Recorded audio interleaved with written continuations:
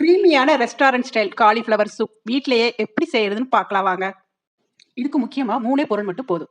400 gram cauliflower, 15 சின்ன வெங்காயம், 5 பல் பூண்டு, தேவையான அளவு உப்பு, பெப்பர், கார்னிஷிங்க்கு கொத்தமல்லி. குக்கரை அடுப்புல வச்சு 2 ஸ்பூன் எண்ணெய் ஊத்திக்கலாம். எண்ணெய் சூடான உடனே பூண்டு, சின்ன வெங்காயம் போட்டு வதக்கிக்கலாம். நல்லா வதங்கின உடனே நறுக்கின காலிஃப்ளவரை சேர்த்து உப்பு போட்டு திரும்பவும் வதக்கிக்கலாம். இப்போ 3 நிமிஷம் மூடி போட்டு வேக வச்சுக்கலாம்.